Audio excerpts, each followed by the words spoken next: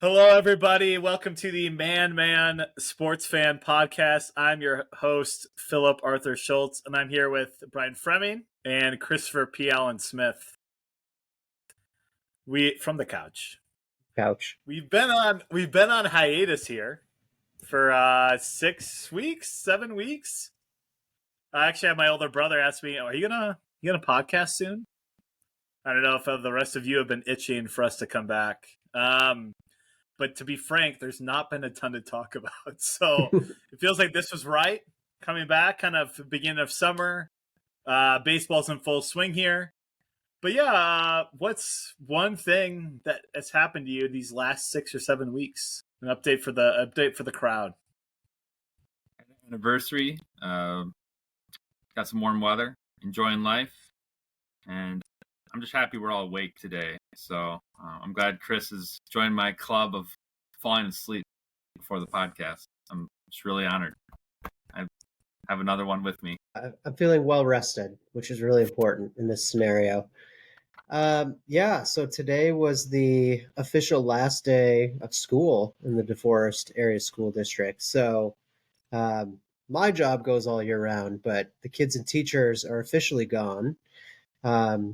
Which is kind of nice. It's a little change of pace for the summer here. And Kellen finished kindergarten, so he's going to officially be a first grader next year. So a lot going on over here. Yeah, for me, I planted a garden at my local community, so it's been cool. And I cooked brats. I finally put brats on the grill for the first time in my life, which feels like it's. I know. I don't know what I was doing. How old are you, Phil? Come on. I've been to barbecues with brats, but putting brats myself, choosing the brats to put on the grill, just did it for the first time. What brand did you use? Great question. Costco. I don't know what brand it is. Is it the Kirkland? It's got to be the Kirkland. I think it is the Kirkland. Yeah. And my uncle tonight was impressed. So he said, "Who made these brats?" It's like, it was me. So, wow, pretty good feeling. But yeah, that's kind of the recap of all of us. Brian Fremming and Christopher P. Allen Smith went to a Postal Service concert a couple weeks ago.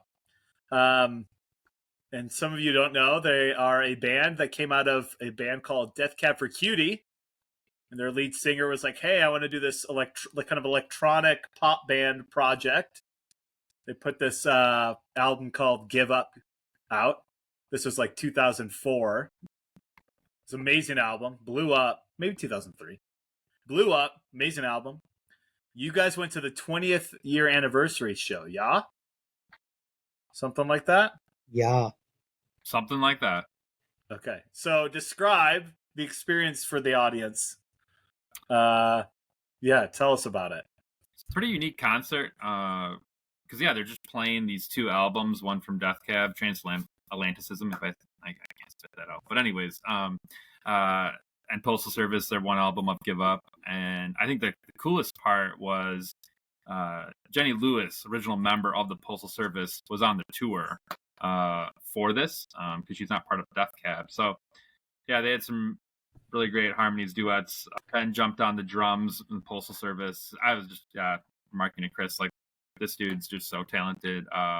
It was a great show. I mean, kind of one of those had to be there concerts for sure. And yeah, and they, like I told Chris, like, I've been to a lot of Death Cab concerts in the past, and they just play. I mean, they just, like, they don't talk. Ben doesn't talk much, and they just, like, get to work. And it was a long concert and well worth the time. And yeah, I'll let Chris go from there, but it was awesome.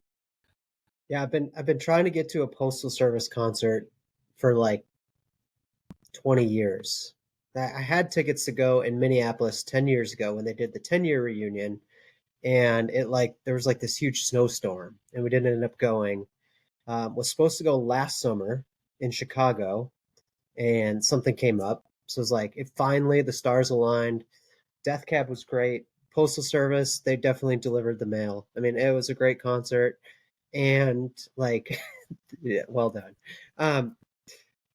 What I really liked was that like Frem said, they just played the entire time. Death Cab, Postal Service. There wasn't a lot of like interacting with the crowd. I mean, they just went at it. And fun fact, Give Up is my favorite album of all time. So the fact that they played it front to back was awesome. And yes, great experience. Definitely near the top of the list of concerts I've attended. Two things. I've heard on vinyl, Give Up is incredible. I don't have a record player, but I've just heard it's amazing. And then two, I don't think I realized that Jenny Lewis is part of that band, and she was kind of the front for Rilo Kiley, which is like a pretty good Yep. kind of like niche band back in like the high school days, like mid 2000s. So, or maybe like 2009, 2010. Yeah, that's cool. I did not know that. That's what's up.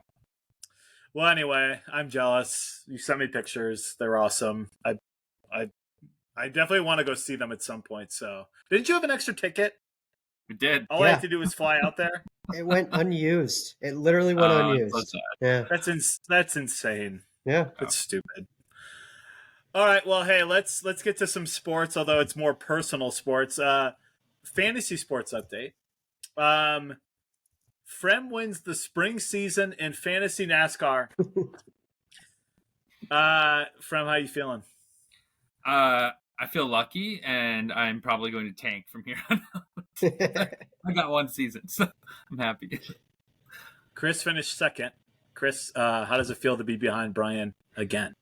It feels okay because I'm playing the long game, not using up all my guys early in the year. It's a marathon, not a sprint, so I'm playing for the overall. But the thing is, by locking up season one, Fremdog gets a trophy. So that's really all that matters. All that matters. That's huge. That's huge. Okay, let's quickly move from NASCAR here to a fantasy baseball update. That was a knock on NASCAR. If anybody saw I that, see that. I'm cool with NASCAR. I understand. Anyway, so fantasy baseball, we have Frem or Scooble diving in fourth. Chris, what's your name again, Chris? E.T. Bohm Home. It's really good. He's in fifth. And then my name, does anybody want to try to pronounce it? No. Happy, and merrily holiday song. Well done. It's well done. I love it. I love it so much. We can always count on you, Phil. I'm in ninth place, right in the pine a little bit. But how you guys feeling? We're about a third of the way through, roughly. We're about halfway through the regular season. And people are starting to trade draft picks, that kind of thing. How you guys feeling going into kind of the second half here, especially being in the top 5? Yeah, feeling happy to be where I'm at to some degree. Our league mates, Parker and Garrick, are dominating though, so shout out to them. Their teams are just loaded and just also have some really high performers, some good drafting, some good pickups for both of them. So yeah, definitely need to make a move here. Juggernauts for sure. They're definitely in their own tier. So yeah, got to make a move here. Probably I use up all the draft picks. Last year I held on to one and wanted to have something going to the next year's draft, but this year I think I might just burn everything up to try to go for it to compete, because these guys are Parker's team is just absolutely stacked, and Garrick's team also very good. So gonna have to be creative, and injuries are hard. I mean, I was seeing you guys before we got on. Just seems like guys just keep going down left and right. Guys are coming back, so trying to like load up the IL spots and get ready to have some guys come back in the second half. But wow, there are just a lot of guys injured right now. It does feel worse than other years with the injuries, and I know I feel like I say that every year, but just the amount this year. It's almost like the MLB is participating in load management, similar to the NBA, and they get creative with how they can put guys on the IL. I feel pretty good about my team. My offense is in a slump, which is the first time all year, so I'm hoping we can get out of that. But my pitching started off the year as my biggest question. It's actually turned into a strength. But like Frem, if I don't trade my last 2 draft picks for players, I have no shot to compete with those guys at the top. So I'm stubborn. I'm going to go all in and just keep fighting here because all you got to do is get in the playoffs, and you never know. Yeah, I'm sitting ninth, and I mean my starting pitching is garbage. I feel like my relievers are good, and my bats have finally gotten hot. I didn't have the first 3 rounds of draft picks this year, and then my first 2 picks got injured, so my 4th and 5th round picks, and then my 3 keepers were pretty bad. So it was just like it was like a pretty early time for me to like blow it up, and so yeah, made some moves. Got another first round pick from Chris. Actually, we got Julio, so and Helsley, and Julio just hit a bomb by the way off Miller. Good. But for me, I'm gonna no problem. For me, I'm gonna try to scrap. I'll probably try to still get some picks, but I'll try to scrap. And I actually do have a chance of the 6th spot. I don't know if I realistically do, but I've had I've built some momentum with my team. Right now, doing pretty well in the matchup. So, I feel like building some momentum, but yeah, I just haven't sold in a while, and so it's kind of a different territory for me. I don't think I've had my first 3 picks the last 3 years, so this is new territory. But yeah, Garrick and Parker, juggernauts, man. Their teams are insane. Let's just say who's been your best and worst player. If you want to look at your team, just your best player and your worst player, and don't necessarily need a ton of explanation, but who's stood out and who's been a dud. Yeah, I had Ty at the top. I mean, Ty Skubal is maybe the best pitcher in baseball right now. Cole Reagans is not far behind.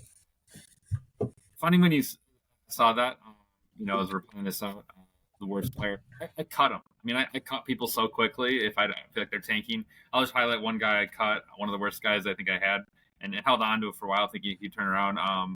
Now going to the minor leagues, he's just been demoted. Spencer Torkelson. Dude, he had 30 bombs last year, and he is just terrible this year. I think all 3 of us owned him. Yeah, I drafted him. Yeah. So one of my worst players right now for sure. So my best player on offense it's been Kyle Tucker, but that's obvious. So I'll go Alec Bohm. I mean, I did not expect him to break out in the way he has. I expected him to get better. He's on a good team and like hit in the middle of that order, but he's definitely taken a next step. And then in the pitching, it's been Jack Flaherty. Like, holy cow, out of nowhere, he's back and looking like St. Louis Cardinals Jack Flaherty from a couple of years ago. So on the other side, the Rangers bats, Evan Carter and Wyatt Langford have been huge busts. And I know, Phil, you officially own Wyatt Langford now, but those guys just have killed me. And I still have Carter sitting on the IL, and I'm like, I should just cut him. Like, that spot could probably be used by somebody else at this point. Yeah, I feel like 21 and 22-year-olds, 23-year-olds, you just like don't – you could be highly touted, and yet you get to the MLB and you just don't know.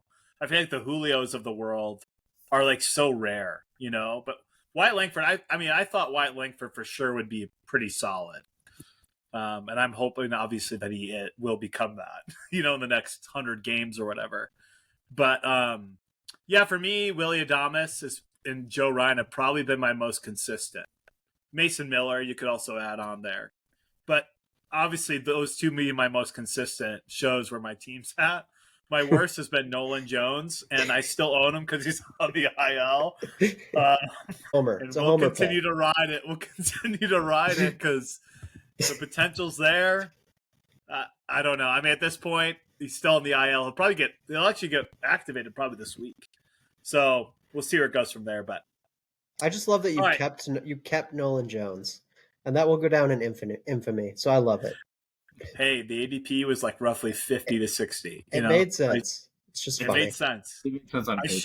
I should have kept Suzuki. That was the other person I was thinking about, and that still hasn't been that great. So, yeah. Well, cool. Hey, let's move from fantasy to actual real world sports. That's a good thing that we do here. We're going to talk about the MLB just from a kind of a weird perspective. We're going to do a division draft because we just like to do drafts around here. So, so here's what we're going to do. We're going to Frem's going to start us, and he's going to tell us we're going to go best division all the way down and explain why that is. And so, Frem, you get first pick, which is lucky for you. What is your first pick in the MLB division draft? I'm gonna say I love these drafts where I get the first pick. It's kind of convenient. I don't know who's picking Oh, this. yeah, you did. Yeah, I gotta switch that up because you got you do. UConn. You got UConn. you. Yeah, that's Yeah, right. You told me I was going to be first pick one time, and then you took it away from me in the podcast. I'm just the favorite here, I guess. I don't recall. Stupid. Well, I'm just gonna go and take my first pick while I have it before it gets revoked. So, AL East, pretty obvious here. The Yankees. Shout out to our league mate Ryan, who's a diehard Yankee fan. They're 44-19. The rhinoceros. They're amazing. You know, whether you love them or hate them, the Yankees are amazing. I think they all picked Baltimore to win the division. They're 39-21. They're doing very well, but the Yankees are just dominant right now with all their pitching and hitting right now. Yeah, I mean, you got Boston, Tampa Bay, and Toronto, all around 500 teams. So just really a stacked division, especially when your worst team in the division is like Toronto. They're still a good team. They've had maybe some bad luck with pitching and whatnot, but still have some really good bats. So yeah, I think they're really stacked, and I think any of those teams are really tough to beat. I think so. I'll give it to the AL East being the best division in baseball right now. All right, I'm next on the docket. This one's tough. I think there's a couple options. I'm going to go the NL West. Overall, it's like kind of underachieved. You still have the Dodgers first. They're 38-25, and obviously the Dodgers are loaded. Mookie Betts probably the MVP favorite right now. There's a lot of season left, but they have Ohtani, who's probably second in the NL, which is crazy. And then Padres, Giants, and Diamondbacks are all sitting just about 500. And it feels like all those teams are like in this place where the Giants start out poorly, but they're ascending. I guess semi-ascending. I guess their last 10 haven't been great, but and then you have the Padres and the Diamondbacks who built more for this season to contend. I guess the Padres end up trading Soto, which looks like a mistake, right? He's on the Yankees, but it looks like the MVP favorite in the AL. But overall, I think tried to make their team a lot better, and it's traded for a raise. Am I pronouncing that right? Luis Arraez? Arraez, yeah, you're good. Arraez? You're good. Okay. It feels like they're gearing up, and so although it's underachieved, I'll still call that the second best in baseball, just because top to bottom, or at least their first four, are so strong. I mean, the Rockies are obviously a crapshoot, but they've even been playing better baseball in the last month. So I'm going to say that as second, but it's tentative. It's timid because I think overall AL East is just so strong. It's the number one. And then after that, it's kind of just, pick who you like the best moving forward. All right, Chris, you get the third and the fourth pick in this draft. Love the turn. And I love your pick at 2. Yeah. That's who I would have gone at 2 as well.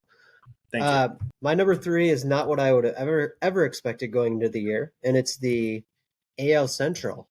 And shout out to Phil for being on the Royals bandwagon before anybody else. But Cleveland is really good. I mean, their pitching has always been good, but top to bottom, their offense is hitting the ball, like putting it in play. I like them a lot, and their bullpen's solid too. But Kansas City has officially broken out. We love their young core bats. Their pitching is better. Their bullpen is better. I don't know if they can keep it up at this level. But then like third and fourth, Twins and Tigers. Like any 4 of those teams could win the division. The Twins, like they've gotten hot. They went on that stretch where they got really hot. It kind of cooled down a little bit, but I think they'll get hot again. Royce Lewis just came back, which is big. And Detroit, like we talked about Skubal diving, but Skubal's going to win the Cy Young at this rate. It's just a question of like, are their bats good enough? And I'm not 100% sure on that yet, but it does feel like the pieces are starting to fall into place. So I'll go AL Central number 3. And then 4, I'm going to go NL East. because I do think Philly is the second best team in the NL. I'd still take the Dodgers one, but Philly is really good. And Atlanta, they obviously lost Acuna and Strider, which is probably their two best players. But they're still really deep, and they still have a really good farm system. So I think that they'll definitely look to make some moves at the deadline.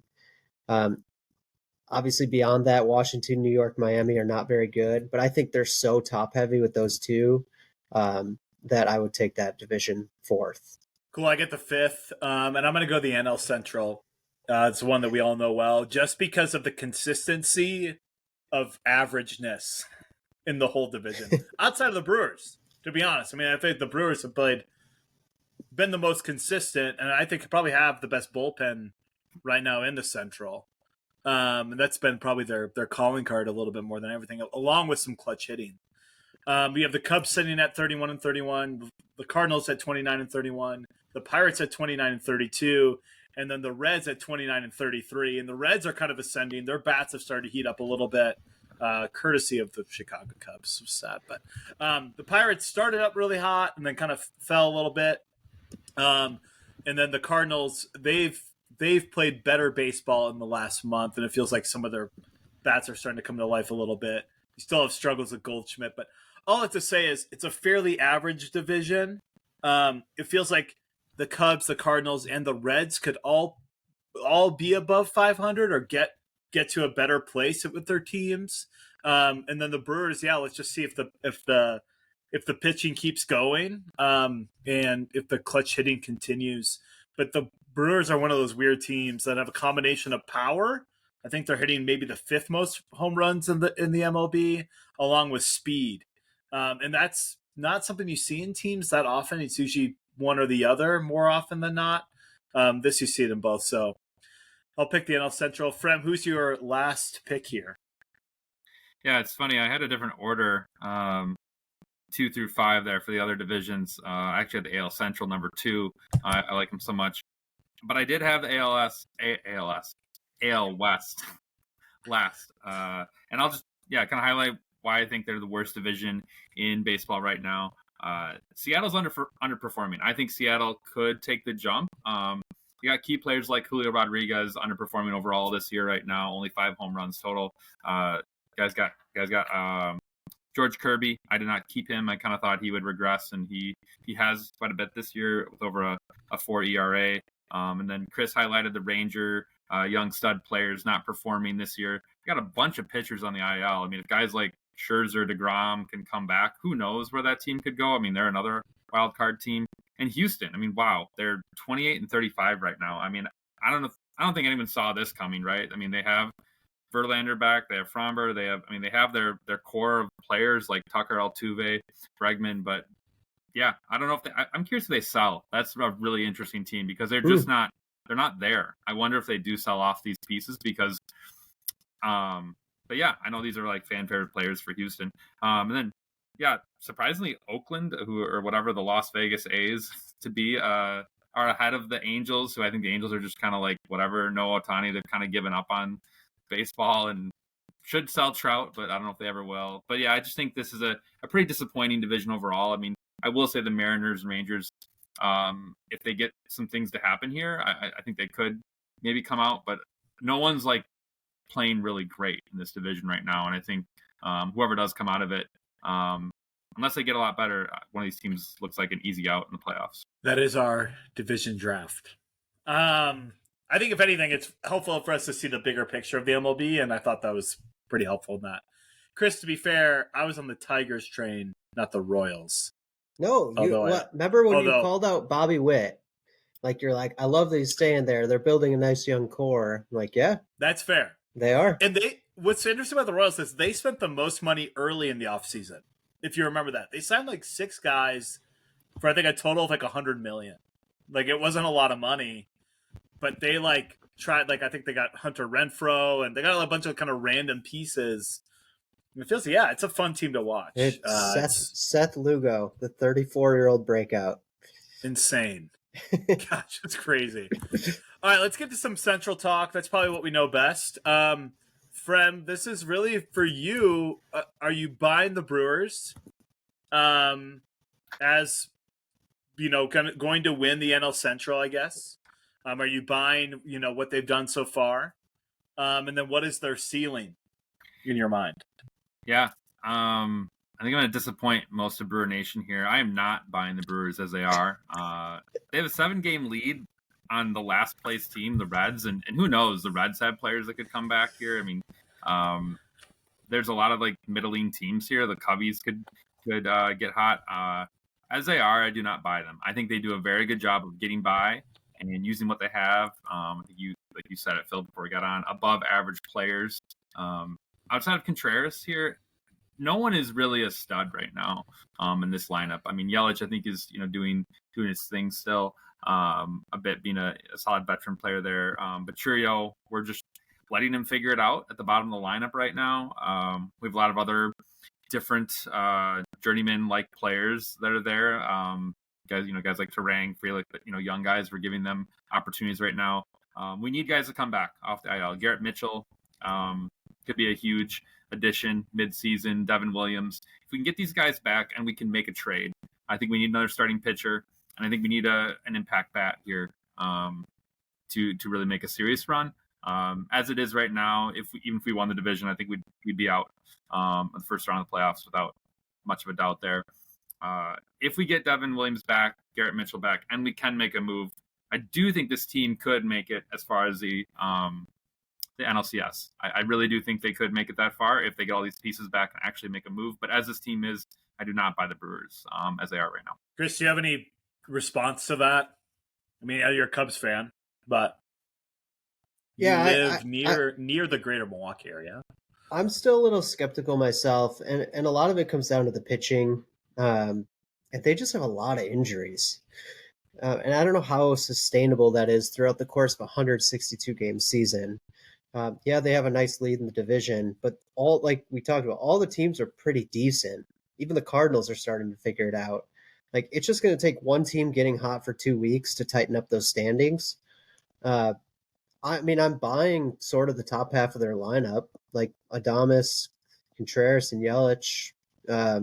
There's a nice little core there, but I don't know if they can do it over the course of 162 games. I would trust a team. That's hard for me to say about the Cubs. I would trust. I don't know. Do I trust any team in the NL Central? Maybe that's a bigger question. I think it'll be tight by the end of the year, but I would venture that someone else is going to win the division.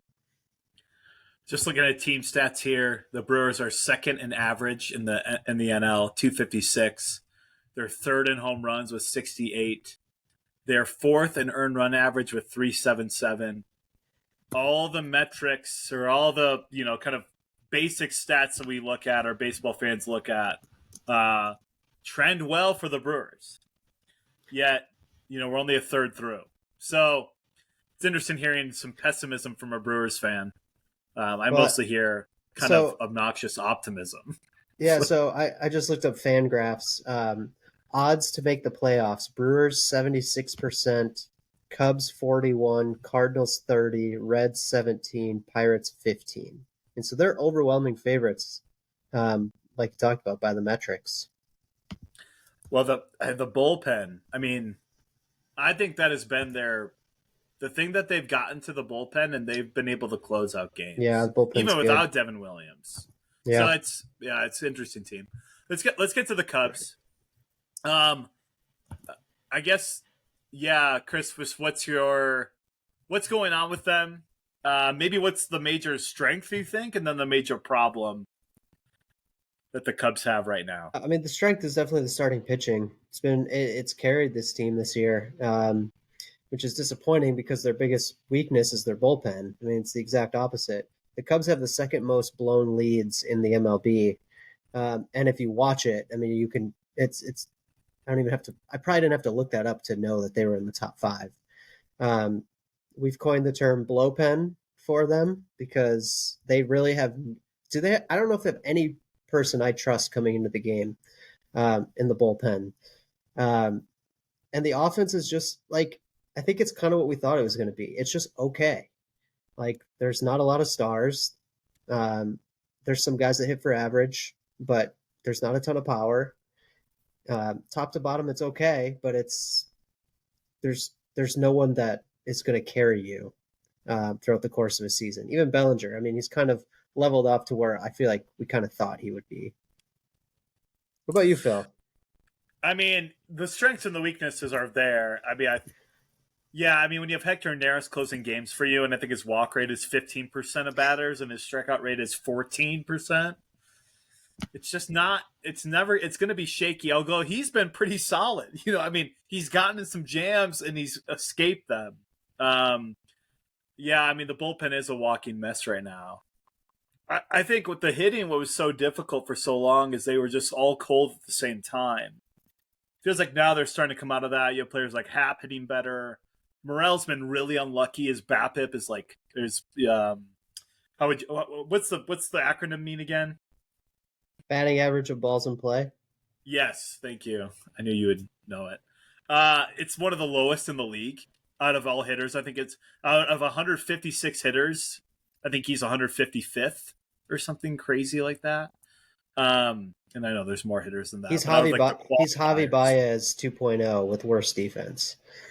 Oh, his defense is atrocious. But all that to say is, I think they're coming around. I just think if you're gonna be in the division, you're gonna have to buy reliever. I think you're gonna have to go get relief pitching. Just because Julian Merriweather got hurt, I don't think that was the thing that like crushed your bullpen. I mean, that would help to have him. But yeah, so it'll be interesting to see. You have to see how June looks. Do you think we end up selling, buying, or holding come July 31st? I think we're a slight buyer. I think we'll trade for a few bullpen arms. I don't think we're going to salvage too much of our good farm system. So I could see it one of two ways. We're either going to buy a couple kind of cheap bullpen arms, or we're going to go trade for a guy like Mason Miller that is sort of the long-term solution at closer. And then offensively, I could see us buying a cheap rental bat, but I think we're just going to kind of hold, but be slight buyers. How about you? Yeah, I think the same. I do. If it really went south, you could technically sell Bellinger, considering that he's on a club option, or he's on a player option. Yeah, and that would be interesting. I don't know. I need to look at the numbers again. I'd be curious to know if he right now is on track to buy into that option or to go back to the market. And I think a lot of where we're at the end of June will tell us what we're doing, I think. But I don't know. We're playing, it's baseball it's hard to watch. You're on the edge of your seat, and yet we're pulling out games. And so it's kind of it is a weird team to watch right now. Yeah. Do Brewers win the division? Who says yay? Oh, yes, because I think they'll buy at the deadline, and I think their lead probably is big enough. Yes. I'm going to go yes as well. Putting the pressure on me. I'm going to give them a yes because I do believe our guys are going to come back, and I think this is going to be a different team. So I think my answer was conditional on the team staying the same. So I think this team will improve with guys coming off the IL, and I think we will be more of a buyer than the Cubs. I think we will try to find either multiple bats or like a better bat to this lineup. So I think this team has something to try to chase. Yes, one more question in here. Would any team surprise you if they won the NL Central? The Cardinals. I agree with that. I was just going to say the Cardinals are the team that would surprise me. The Reds have some really interesting players to, we have Marte, right, coming off of his suspension. You have Carson Strand coming off of the IL. They have some interesting players that what's his name? Ellie Cruz, right? Ellie De La Cruz. He is not performing at his peak right now, so I would not be surprised if the Reds really made a push. They're just an interesting team. They had TJ Friedel come off the IL. They have just an interesting team. Hard to read, but I would not be surprised if they made a run, even out of last place right now. I say Cardinals only because I think some of their bats that they've trusted are older. Like I don't think Goldschmidt turns it around. I think he's too. I think it's like that year. It's like the year that Votto took. Yep. Where all of a sudden he became a little bit less effective. And I say that knowing they have a decent relief core, and their starting pitching is veterans. But I just think a lot of the parts are average to above average, and I don't think they'll win the Central because they don't have the stars like they used to. I don't think Arenado's that anymore. So Yeah, to me, it's the Pirates. I just feel like they're 1 year away yet. They're starting to put the pieces in place, but I just think of their pitching. They're probably going to shut some of these guys down. And I would be surprised if they won it this year, but I do think next year they could be one of the favorites to win the division. It should be interesting. I think I just assumed that the Pirates weren't going to win it. Yeah, it's I think probably fair. That's why I didn't even put them in my answer. But they're all kind of right there. It's so interesting. It is, yeah. Well, hey, let's move to some from MLB Central to some NBA because we like the NBA here, at least a little bit. The Mavericks, surprisingly, kind of destroyed the Timberwolves, winning that series 4-1. Boston, unsurprisingly, destroys the Pacers, although the Pacers should have won Game 1, and that would have changed the series, I think. They blew it, and I think after that, the wheels fell off a little bit.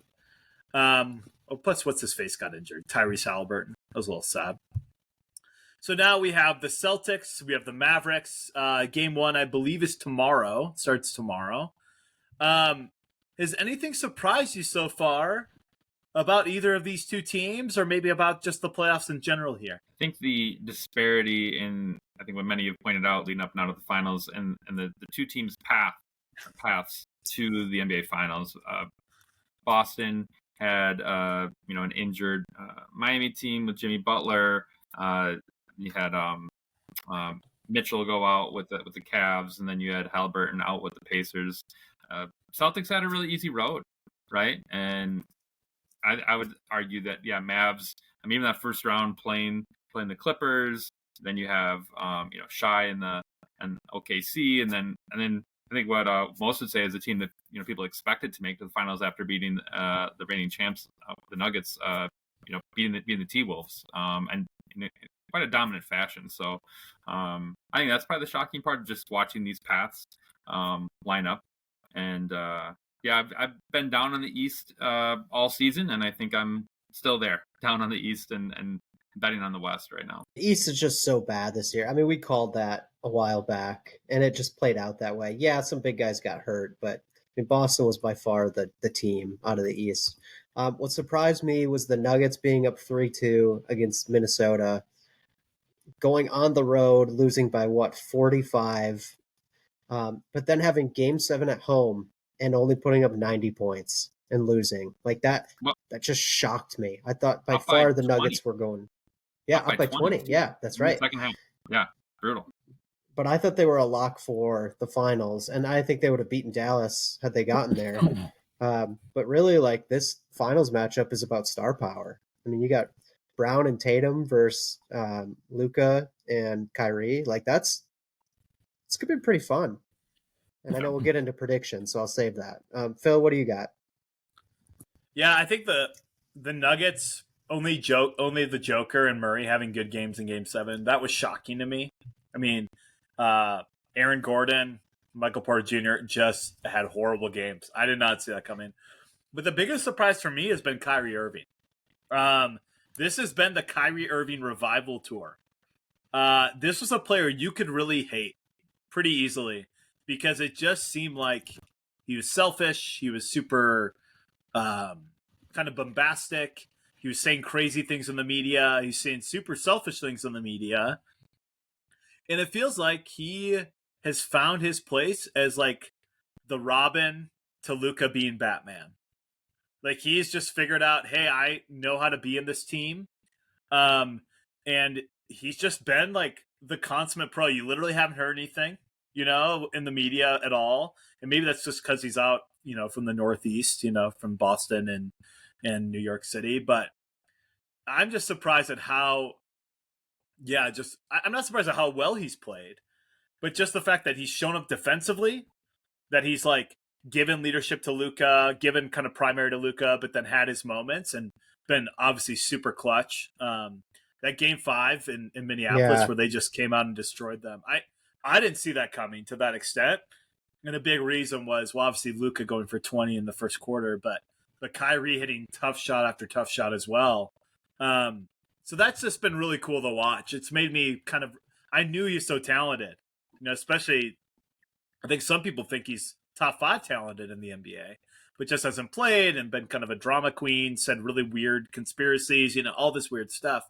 And so for him to kind of like have this revival tour with Luka, the chance at a championship, I don't think anybody picked the Mavs out of the West, or at least few did. And so it's been fun to watch. So let's get to predictions. Who do you got? How many games? And why? So real quick, Mavs in 6. I think Mavs have this. And I've heard the take that find a better backcourt than Luka and Kyrie, considering them as like point guard, shooting guard, right? And go through history.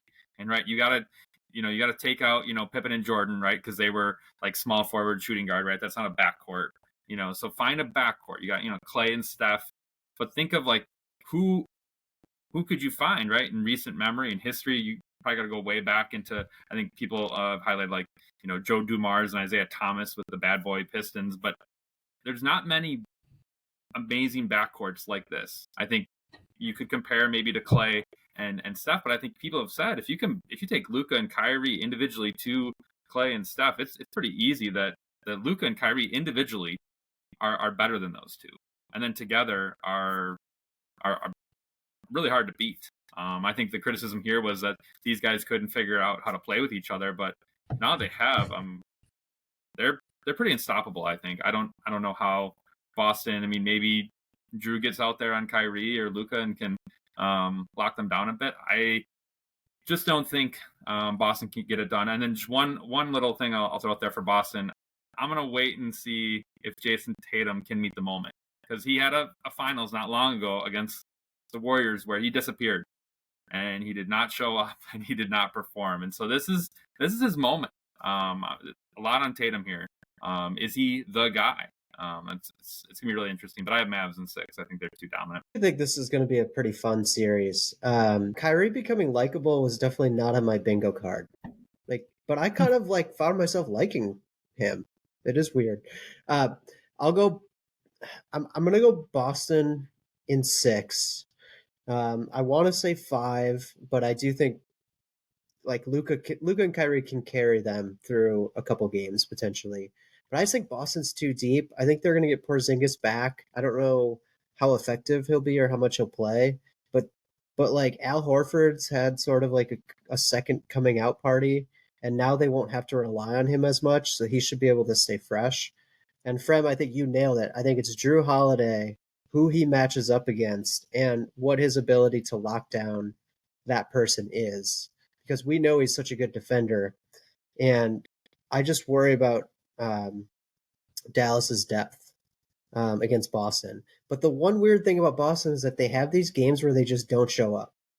And this is not just this year. It's been a trend. So we'll see how locked in they are. But I do think Boston is by far the better team. But like I said, when you have Luka and Kyrie, they could go win you games by themselves. So I'll go Boston in 6. I'm feeling pretty good about that. I'm also going to say Boston, but I think it's in 7. I think, like you said, I think this is a very good series. And let's not underlook here what the Mavs have in Derek Lively, Daniel Gafford, PJ Washington. They have one other guy that can shoot the 3 and is pretty good defensively. They're not as deep.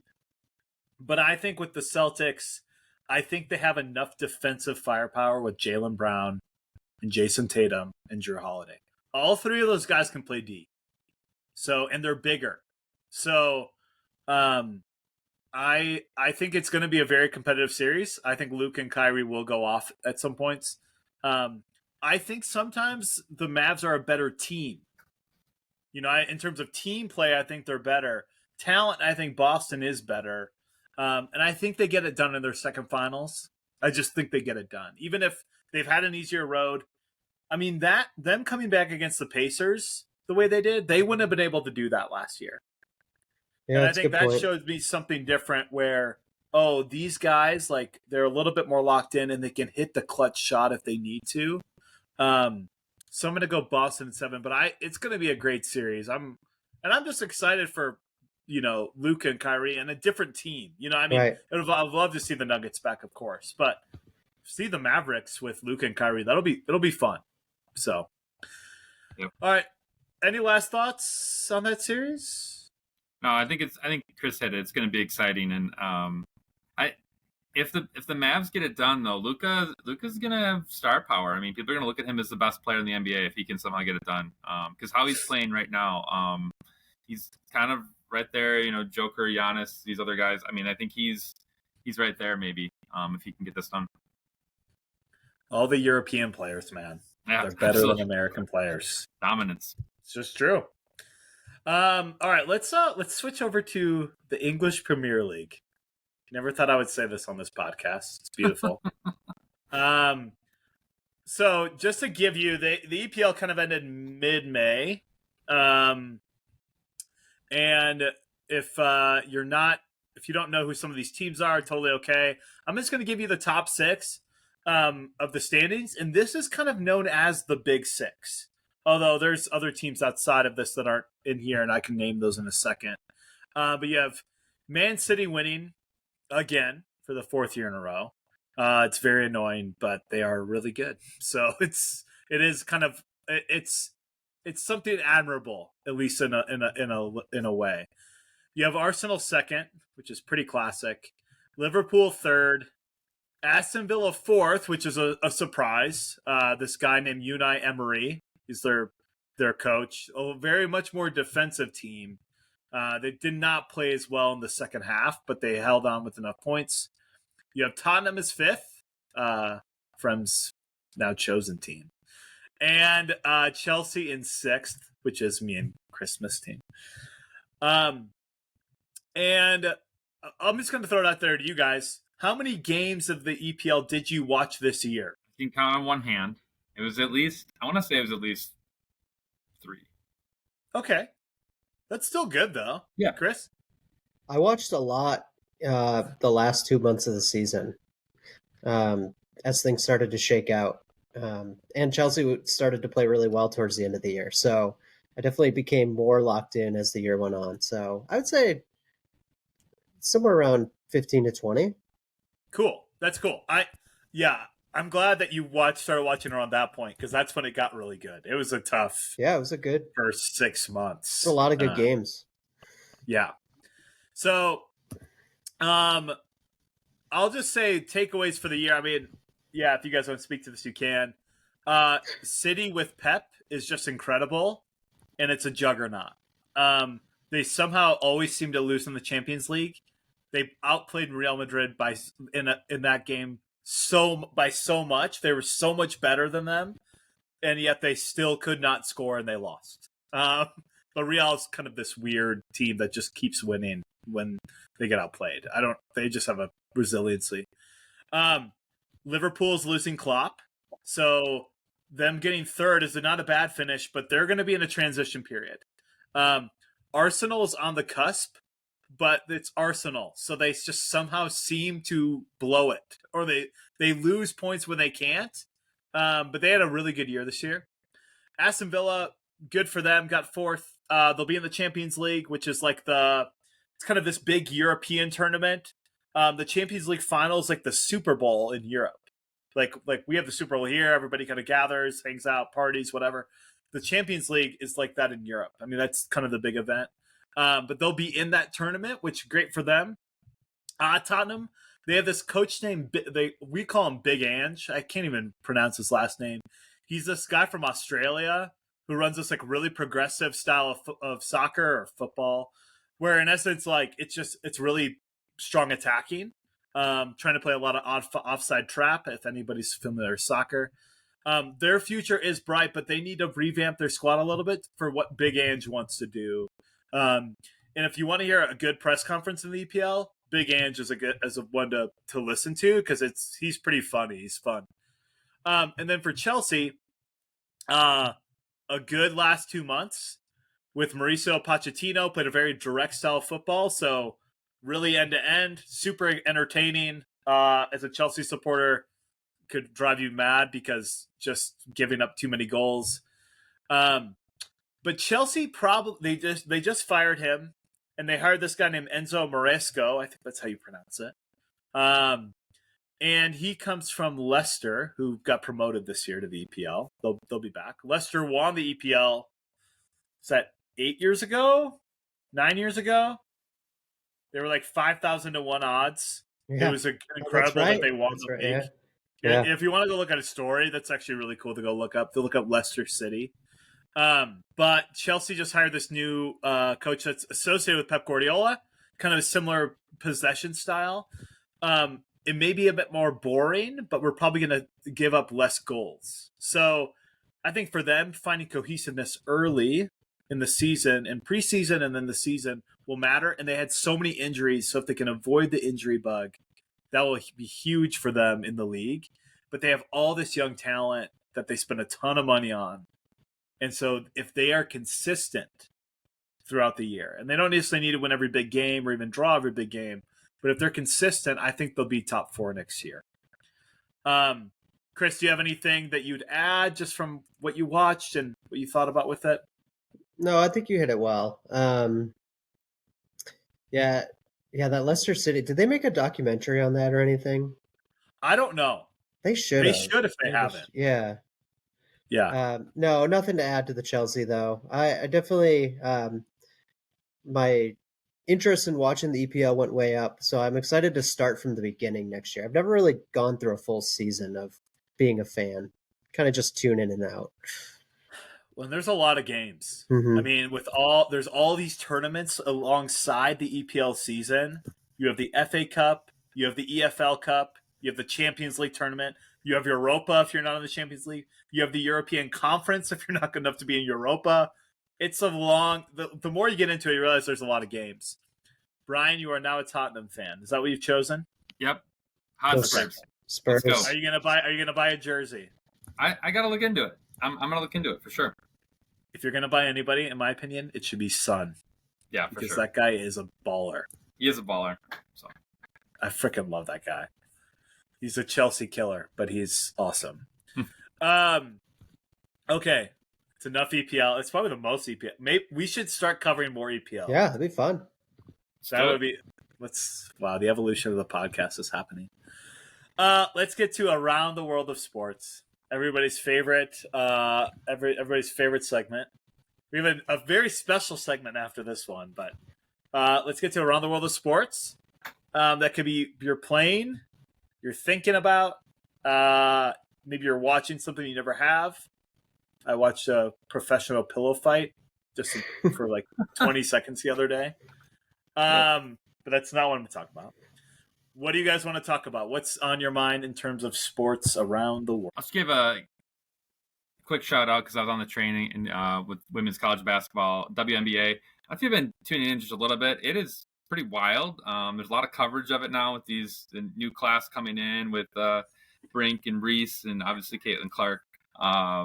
Just kind of a crazy phenomenon of like a physical game right now, and I think kind of the old school women are trying to beat up on these new school women, and it's kind of interesting. Kind of fascinating to see where the WNBA goes and if there's any more hype that builds with that. But what I will dig into is I was listening to I believe it's Center for the Colts, Ryan Kelly, NFL PA rep, just talking about the 18-game season. And I don't know, Chris, maybe you highlighted this before. I know we've talked about it, but it just is really fascinating to think about how the NFL continues to push their product over and over again, and kind of this questionable lines of what is really best for players and player safety.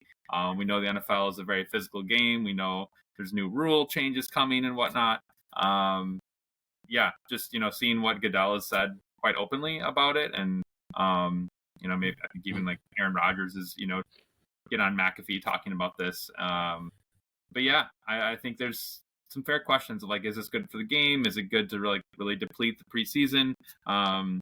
Yeah, and I'm pretty interested to see players try to speak out against this, or to see what more opinions are of this. Because I mean, 17 games is like, okay, I get it. Like, we can maybe extend the season and kind of have a good way to end the season, and play conference opponents to make sure it's not a throwaway game. But yeah, I just think going to 18 games could be a lot. And I'm just curious what that looks like long term for the NFL, and if they're adding more bye weeks in there. I think it's going to be a pretty interesting conversation, because we've seen already, like, you play fantasy football, and most of the quarterbacks in the league get injured or are out for the season, right? And so who are you really watching for those 18 games? I think that's my other question.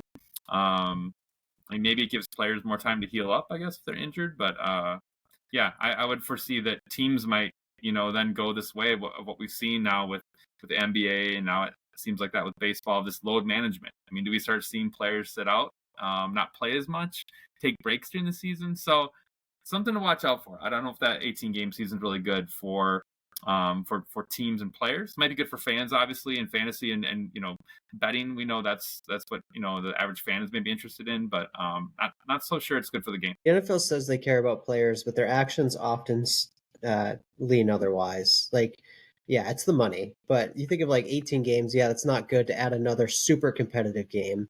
Like, preseason's a little different. But then you like throw in the Thursday night games, the holiday games, like and like teams that play on 4 days rest. Like, it's just, yeah, I have a lot of concerns about that too. Cool as a fan to watch more games, but sometimes the product is not great.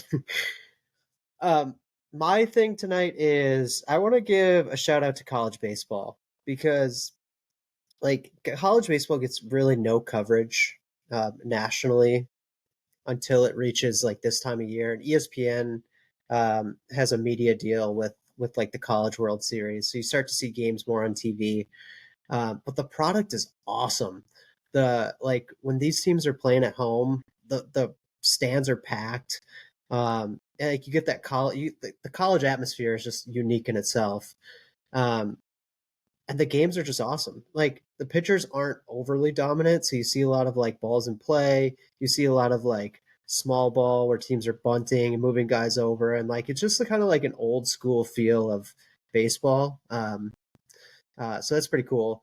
But the other piece of that is, want to give a shout out to our alma mater, UW Whitewater, who is currently playing in the Division III World Series. They made it to the final two. It's a 3-game series, first to win 2 wins. They lost the first game last night. They play again tomorrow, so they got to win 2 in a row. But dang, they can hit the ball. Like, they average like 10 runs a game almost. And they're just, yeah, they're fun to watch. So hoping the Hawks can get their first D3 title since 10 years ago, 2014. Is there a way to watch that game? Yeah, so if you go on the NCAA website, they stream all the games. So I've been able to watch all of them almost at this point. That's cool. That's awesome. I just want to shout out a sport that I played in college, Ultimate Frisbee. And it's not because you can really watch us on TV, although you can.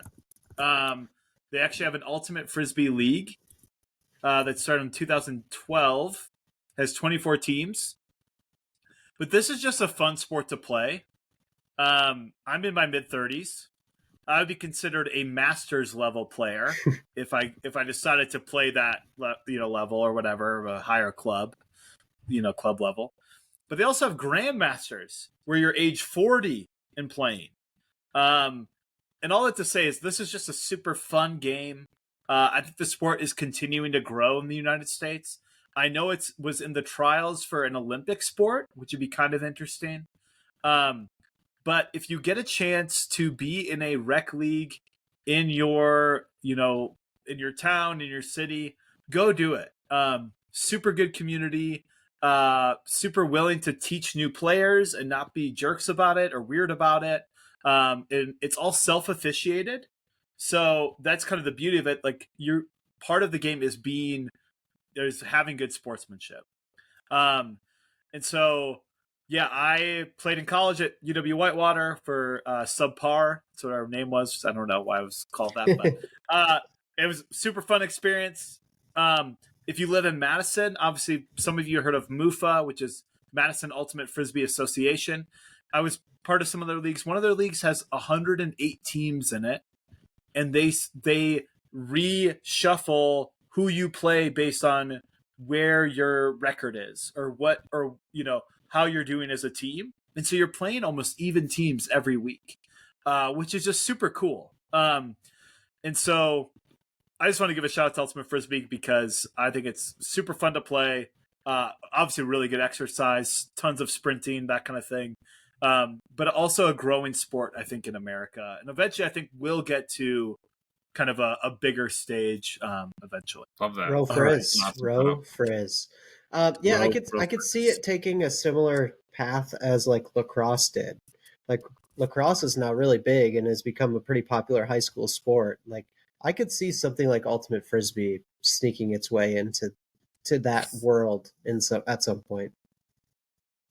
Yeah, and a lot of these high schools have leagues or like they have a team, but it's just not organized enough within whatever the bodies are within high school sports, Right. that are organizing these things. So it's not there yet, but it is growing. So, all right, to our new weekly segment, Top 5. This could be Top 5 anything, right? Could be Top 5 pops / sodas, depending on where you're from. Or Cokes, your Top 5 Cokes, which is stupid. It could be your Top 5 movies of all time. Could be lots of different things. Chris, do you want to describe what we're going to be talking about tonight as a Top 5? So we had to kick off properly, and I don't know why we landed on this, but the evolution of the mall is it's just going down. So we need to give shout outs to our local malls in the United States. So we're gonna go top 5 favorite. Phil, you're killing me. Okay, top 5 favorite mall stores of all time. So they could be currently in existence. They could be dead. But what stores did you enjoy going to at the mall? And we're gonna go top 5. We're gonna start with our number 5 and work our way towards number 1. So you want me to list off all 5 or just go? No, we'll do one at a time. We'll work our way. Well, I'm gonna go Barnes and Noble. Is my number 5 because bookstores are falling apart, but I always just love like going through and like, I know DVDs and CDs are now not even a thing, but they have all the music and movies and they have a lot of stuff going on, a lot of books there. Obviously you can look at a lot of stuff. If you have kids, you can look at like toys and games. There's a lot of cool things. I don't buy a lot of things at Barnes and Noble, but they have a lot of cool stuff to look at. So it's kind of cool to be in a bookstore. So most bookstores are not around even because you read it on a screen now. So Barnes and Noble. That's my 5. Nice. My number 5 is a store called Go Calendars. I don't know if you've heard of it, but it's a store that pops up. It pops up a lot over the holidays, and they sell like games and calendars and things like that. Yeah. But like the day after the holiday, this is like an annual tradition in the Smith household. We go to the mall the day after Christmas because everything goes like 50% off. And we just load up on board games and random stuff. And it's great. So shout out Go Calendars. I don't know. Yeah, it's just a great place. I'm going to go a little off the cuff. It's not like I went to the store a lot, but I think it's a mall staple. And if you have a teenage girl growing up in your household, you're going to take her there. Because that is the place where you go to get your ears pierced and to get accessories for teens. And that store is what? Does anybody know? Justice? It's not Justice. That's a great... That's a great guess. It's Claire's. Claire's, Ooh. yeah. Claire's. And again, it's not like I went there. I just have respect that the store has lived for a long time in the mall. You can't go anywhere else for it, just in the mall. So Claire's is my number 5, just on principle. Let's go to number 4. Number 4. I don't think mine are as funny. I think mine are pretty practical. Foot Locker. I got number 4, Foot Locker. Who doesn't love shoes, right? I love looking at new basketball shoes, even if you're not going to pick one out. If you're a sneakerhead or a casual, like to ball, even just, I like to be athletic. I think, always fun to look at the new sneakers, what they have out. So I'm going to go Foot Locker. My number 4 is a store called FYE. I don't know if you guys have heard of it. But so it wasn't in Wisconsin, but it was in the Mall of America. And I went there a lot growing up, like a couple times. And it was a store that literally had every CD and DVD imaginable. And like us growing up, that was everything. So you go there and look through all these CDs, DVDs, Blu-rays, things like that. And it had all the accessories for like your games, like systems. It just like was the coolest entertainment store. It's like kind of like what a Best Buy is or was back in the day. But shout out to FYE. I think they're gone though. I don't think those exist. Was that in Baraboo? Or where was that? No, Mall of America. Mall of America. Oh, MOA. Where's Mall of America? My second is Borders. So that was Borders is like, it's kind of like Barnes and Noble, but it was like more, I don't know, a little more niche. I don't know. But I would go there all the time, especially with my dad. I went there all the time with him, and my dad is obsessed with reading or books. So like we'd be in there for an hour, but they had music, and you could like listen to different albums, or you could get like previews of the songs. And so like, so my earliest memories were like buying CDs there, as I was like starting to buy music. It was either there or Best Buy that I would buy it. But at Borders, I could listen to like, previews of songs. I'm like, I don't know. I just love that place. And I have so many fond memories of the place. Or just, I buy usually my football magazine there. So I used to buy, I still buy a football magazine every single year around summertime, just team previews, that kind of thing. And Borders is kind of the OG for me. All right. Number 3. Number 3 on me. Here we go. I don't have, not as good as Chris's. Lids. Gotta go with hats, right? So I went with the shoes, now the hats. Once again, even if you don't buy something, it's just a really cool place, right? It's just a bunch of sports hats, right? I'm always amazed at how many different types of hats there are.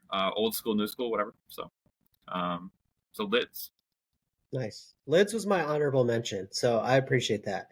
My number 3 is good old-fashioned GameStop. I remember going to GameStop when I got my N64, when I got my PS2, when I got my Xbox 360. Like, that was my place. And then they eventually opened one up in Baraboo, which was incredible. But it all started in the mall. Like, going there, that was like heaven, walking in and seeing all the games. So, GameStop. Were you part of the GameStop stock revolution a couple years ago? No, I was not. Ooh. We all could have made some money if we had that. Right. Go against the short. For me, it is Hot Topic. That is my number 3. And again, it's based on somewhat of a principle. Hot Topic is a great store. Pretty cheeky stuff. If you're especially more emo or goth, you would go there to get stuff. They have like really weird. They do. Yeah, it's like a really weird, darker culture. It is. But that is a mall store. I would go there just for fun because I thought it was funny to look at some of the stuff. I even thought about buying t-shirts periodically. Chris, my number 3 is Hot Topic. Hot Topic. He's off. That's okay. So yeah, Hot Topic, that's a mall staple for me. So I almost put that at the top of my list, but then I pivoted into something really interesting. I think it is one of the most unique mall stores, Hot Topic. So my Chris, number is Hot Topic in your top 5? It is not. but it's a great choice. It is a great choice. Thank you. My number 2 is good old American Eagle. Gotten some American Eagle jeans in the past. It's a solid place. It's just kind of a good old store where you can, get some solid clothes, and it's been around and continues to stay around. So it's kind of basic. It's not like Abercrombie and Fitch or some of these other ones. Not too trendy, but yeah, just solid. Number 2 is American Eagle. Nice job, Frem. I was a very loyal and still, well, not anymore, but I was a loyal customer for a long time.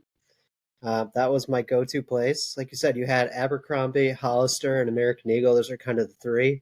I was an American Eagle guy through and through. Got me through college. So, definitely near the top of the list for me. That's where the bros get their clothes. Am I a bro then? I still get my jeans there, man. It's a good place. Still a bro. For me, after you said that, it changed. I remembered. More memories kept flooding back into me. The Gap is my number 2. Gap, that's a good one, yeah. Gap stuff. I love the Gap. I should go back to the Gap. What am I doing? Their sweaters in particular. Yeah, I just love solid sweaters.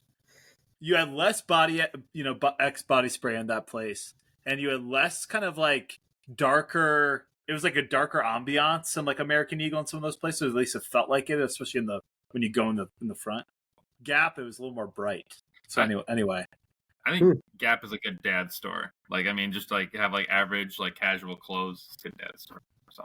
Phil, you could you could shop at Baby Gap for your kids too. Get them going early. I could. It's a good thought. All right, our number 1 mall store of all time. So this is a bit of a curveball, and this is how I do it, right? I'm not just gonna make it easy. The food court, is that too broad? No, you can go with it. I like it.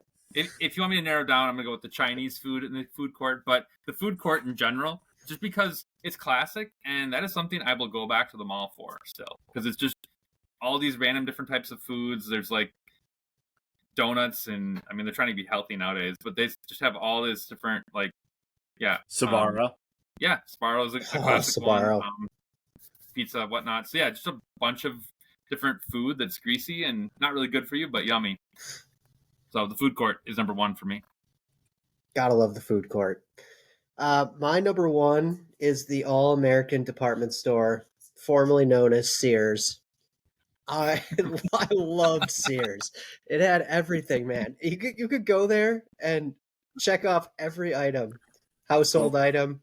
It had electronics. It had bedding. It had auto, clothes. I mean, it was the ultimate department store. And fun fact: when I lived in Janesville, when I first graduated from college, the Sears in the Janesville Mall was going out of business. And I just loaded up on stuff for like 75% off. So it just made me love Sears even more. And they used to have one in Madison that closed down. It's sad. Sears, and the Sears Tower, it's now the Willis Tower. Like, Sears has maybe gone away, but not in my heart. Number 1, lock it up. It's a good one. I lived across from a Sears that had also closed in one of my condos in Denver. So, were you a fan? Did you go? I like the parking lot. I play Frisbee in the parking lot. They actually turned it into a Halloween costume store. Just seasonally. Of course they did. Yeah. So, for me, my number 1, it goes back to my days of riding my bike to this store to go look at the clearance section of jerseys. And that store is Scheels. Oh, Scheels. I love Scheels. I think now it's a little bit more mainstream. It's also a little bit more pricey in some of their wear, which, it's fine. The Scheels here in Colorado, I've learned, have a Ferris wheel inside. So if either of you come out to and have other games and like arcades and crazy stuff. See, if you ever come out to Colorado, we could all go to Scheels together and have a grand old time with our families. I did not know that was a national brand. I thought that was just a Wisconsin thing. I didn't know either, but it is. So yeah, Scheels. I rode my bike, right? Had paper out money as a middle schooler, and I bought jerseys like Champ Bailey when he played for the Redskins. And I wore that jersey religiously for around 4 or 5 years. I think I got that for like $15. Love it. So anyway, Shields is my jam. Let's bring the malls back. Come on. Let's Bring make 'em a push. I like it. So, kids still hang out the mall some, man. They do. My I've students heard do. Okay. things. Amazon hasn't overtaken everything that we love. Or the Amazon. food court, man. Amazon doesn't have a Hot Topic, so They don't have a food They court. don't. or Go Calendars or a food court. Or Claire's. Yeah, you That was unexpected, Phil. Just That on was principle. Hot Topic. I didn't see Hot Topic coming from you. So- I was gonna bring. So here's the one that I toyed with, and I thought one of you was going to say it was Spencer's. I know that's right with Hot Topic. It's like Yeah. right there. Spencer's was Spencer's was a little more sexual. it was definitely weird, but you could get some interesting stuff out of there. I feel like Hot Topic is the more goth Spencer's Correct. on some level. Yeah. Well, guys, it has been good to be back. Thank you all for listening. This is the Man Sports Fan Podcast. Find us on the X. Leave comments for us. If you don't like Chris's new location on the couch, tell him that. We're working This on is it. a little. We're getting the tech figured out. Thank you all for listening. We'll see you maybe next week, couple weeks. Go Cubs, go!